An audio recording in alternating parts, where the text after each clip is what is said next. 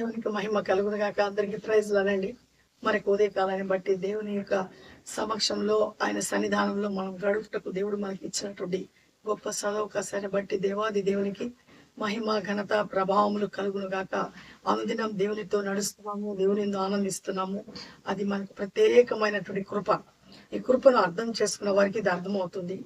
కాబట్టి మనము అనుదినము దేవునితో నడవటం అనేది అది ఎంతో శ్రేయస్కరమైంది, ఎంతో ఆనందకరమైంది. కాబట్టి మనము ఏ విషయంలో కూడా ఈ లోకంలో చింతపడాల్సిన అవసరమే లేదు.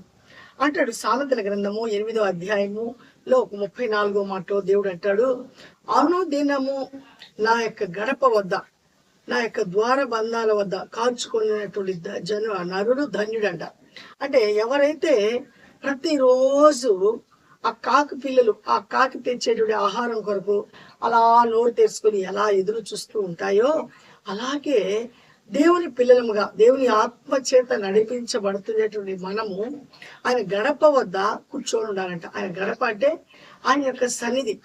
మనము ప్రశాంతంగా కూర్చొని దేవుని గురించి ఆలోచించడము, దేవుడు చేసిన ఆశ్చర్యకార్యాలు, అద్భుతాలు. మనమైతే మన ఊహకు వచ్చినప్పటి నుంచి ఎన్ని ఆశ్చర్యకార్యాలు, ఎన్నో అద్భుతాలు దేవుడు చేస్తుంటాడు. ఎన్నోసార్లు మనము ఆ తొందరపాటు నిర్ణయాలు తీసుకున్నప్పుడు మనం నిజంగా ఈ లోకాన్ని విడిచిపెట్టాల్సిన పరిస్థితులు ఎన్నో వచ్చుంటాయి.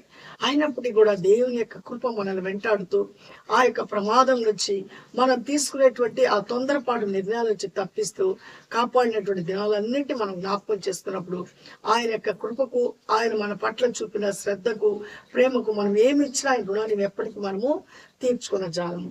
కాబట్టి మనం ఇవన్నీ జ్ఞాపకం చేసుకుంటూ ఆయన యొక్క సన్నిధానంలో గడపటమే ఆయన గడప వద్ద మనము కూర్చుండుట. ఆ గడప వద్ద అంటే ఒక దేవాలయానికి వెళ్ళాలా, ఒక పుణ్యక్షేత్రానికి వెళ్ళాలా, అక్కడే కూర్చోవాలనేది కాదు దానికి ఉద్దేశము. మన ఇంట్లోనే మనం పనులు చేసుకుంటూ, ఆఫీసులో పనులు చేసుకుంటూ, ప్రయాణిస్తూ కూడా మనం కూర్చుని అలా ఆలోచించి, ఇంకా ఇతరుల గురించి మనం ఆలోచించేదానికే టైం ఇవ్వకూడదు.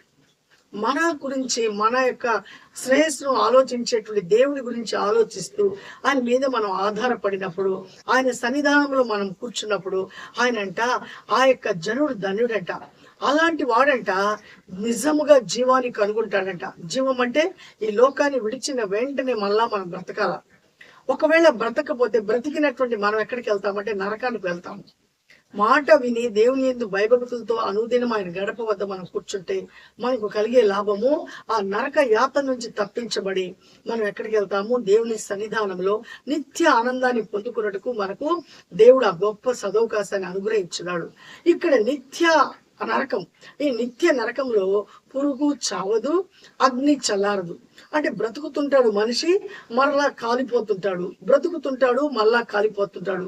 ఇంకా చాలు, నేను చచ్చిపోతాను, ఇంకా నాకు బ్రతుకొద్దు అనేదానికే లేదు. నిరంతరము ఆ యొక్క కాలుతూనే ఉండాలంట.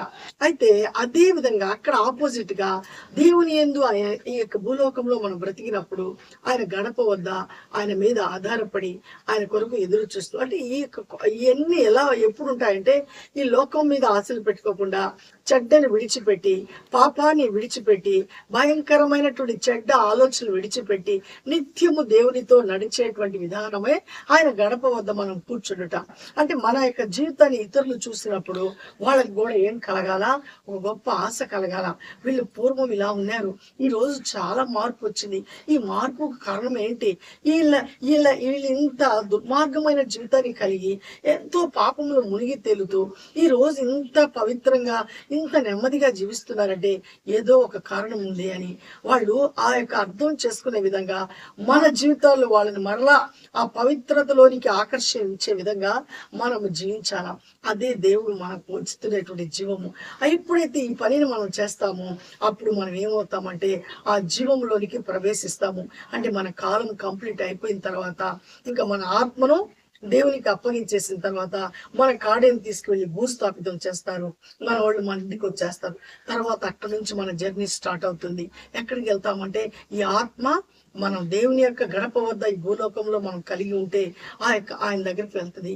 లేకపోతే మన ఇష్ట రాజ్యంగా ఈ లోకంలో నా ఇష్టం, నా యొక్క డబ్బు, నా యొక్క శరీరము, నేను ఇష్ట ప్రకారం బ్రతుకుతాను అనేటువంటి నిర్ణయాలు కలిగి విచ్చలవిడి జీవితం కలిగిన వాళ్ళు ఎక్కడికి వెళ్తారట? ఆ నిత్య నరకంలోనికి వెళ్తారట. అక్కడ భయంకరమైన ఆ యాతన ఉంటదన్నమాట.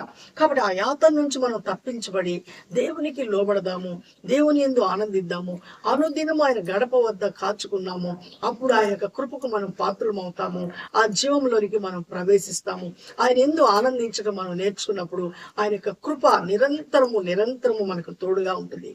మనం సంతోషంగా ఉంటాము, సమాధానకరంగా ఉంటాము. మనతో ఉండేటువంటి మన ఇంటి వారు, మన ప్రజలందరూ కూడా సమాధానంతో ఉంటారు. మనల్ని చూసి భయం ఉండదు వాళ్ళకి. ఏ భయమో, అమ్మో వీళ్ళు దుష్టత్వంతో మనల్ని ఏమైనా చేస్తారా అనే భయం ఉండదు. మనమంటే గౌరవం ఉంటుంది. మనమంటే చాలా చాలా వీళ్ళు దేవుని పిల్లలు కాబట్టి వీళ్ళు ప్రార్థిస్తే మన జీవితాలు కూడా మార్చబడతాయి, వీళ్ళతో మనము మంచి ఫ్రెండ్షిప్ కలిగి ఉంటే ఆ యొక్క కృప మనకు కూడా వస్తుంది అనేటువంటి ఆ యొక్క స్థితిని మనం కలిగి ఉంటాము. కాబట్టి మనము దేవునితో నడుద్దాము, దేవుని యందు ఆనందిస్తాము. నిజంగా దేవుని మీద ఆధారపడినప్పుడు ఏ కొరత మన జీవితానికి ఉండనే ఉండదు. సమస్తము ధారాళంగా దేవుడు ఆయన యొక్క కృపలో మనకు అనుగ్రహిస్తాడు. కాబట్టి ఆయన గడప వద్ద కూర్చుండి ఆయన యొక్క ద్వారబంధనాల వద్ద ఆయన ఏమి చెప్తాడో, ఏమి చేయమంటాడో అది చేసేదానికి మనము ఎల్లప్పుడూ సిద్ధపాటు కలిగి ఆ జీవంలోనికి మనం పోయేటువంటి పరిస్థితులు ఉండాలని ప్రార్థిద్దాము. ఈ ఉదయకాలం దేవుడు మనకి ఇచ్చినటువంటి మాటల్ని దేవుడు సమృద్ధిగా మన వినికిల్లో దీవించును గాక. ఆమె ప్రార్థిద్దాము. కృపాసక్తి సంపూర్ణుడా, జీవం కలిగిన దేవా, జీవాధిపతి నీ స్తోత్రం నాయన. నీ మహాకృపలో ఇదే కాలం నాయన, సామెతల గ్రంథం 34వ అధ్యాయంలో ఇదిగో అనుదినము నా గడప వద్ద ఆయా కూర్చున్నవాడు, ఇదిగో నా తండ్రి ద్వారబంధనాల వద్ద కాల్చుకునేటువంటి నరుడు ధన్యుడు అంటున్నావు నాయన. అలాంటి ధన్యకరమైన స్థితి నాయన నీ బిడ్డలకు అనుగ్రహించండి నాయన. ప్రతి ఒక్కరు నీ మీద ఆధారపట్టుకు నీ దగ్గర నాయన కాల్చుకొని నీ కృప కొరకు ఎదురు చూసే మనసును దయచండి. ఇదిగో మా బాల్యం నుండి మా యొక్క తల్లి గర్భంలో మేము నాయన రూపొందించిన దినము నుంచి నాయన మమ్మల్ని అందరినీ కాచి కాపాడిన దేవుడు మీరే కదా నాయన. మా ప్రతి అవసరం తీర్చే దేవుడు ప్రభువా. ఎప్పటికీ మా సొంత ఆలోచనలు మేము కలిగి ఉండకుండా, మా స్వబుద్ధిని మేము ఆధారం చేసుకోకుండా నీ మీద ఆధారపడి మీ కృపకు మేము పాత్రలమై మీరు ఇచ్చే జీవానికి నా తండ్రి మేమందరం పాత్రలు మగుటకు, ఈ నరక యాతల నుంచి తప్పించబడి ఇదిగో పరలోకానికి మేము చేరుటకు, మాతో ఉండేటువంటి ప్రతి ఒక్కరు కూడా నీ వైపు తిరుగు విధంగా వాళ్ళ జీవితాలు మార్చబట్టుకు కృపను అనుగ్రహించండి.